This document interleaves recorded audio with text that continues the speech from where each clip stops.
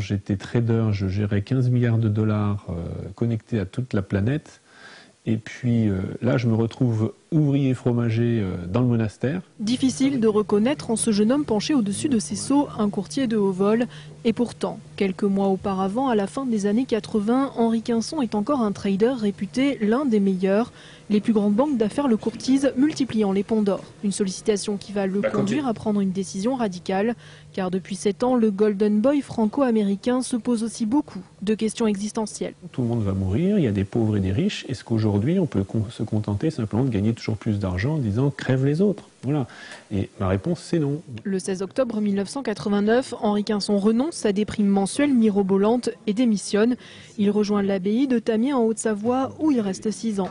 En 1996, il s'installe à Marseille, concrétisant une vision qu'il avait eue. C'est en 1989, je me vois à Marseille, entouré d'enfants visiblement venus du sud de la Méditerranée, et je les aide à faire leurs devoirs pour l'école. Par un concours de circonstances, je me retrouve à Marseille, d'abord à la cité La Renaude et puis après ici à la cité Saint-Paul. Soutien scolaire, aide aux devoirs, travaux d'écrivain public. Depuis plus de 10 ans, c'est auprès des habitants de la cité Saint-Paul qu'Henri Quinson est engagé à travers la fraternité du même nom qu'il a créée. Il dit n'avoir jamais regretté le choix et les questions qui l'ont conduit ici.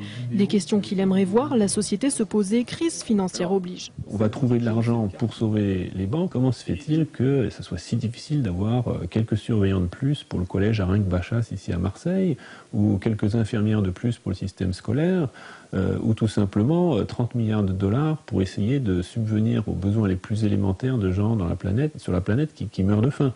Henri Quinson attend des pouvoirs publics qu'ils régulent le monde de la finance, mais souhaite de son côté poursuivre en toute discrétion le travail de fourni qu'il accomplit à la cité Saint-Paul.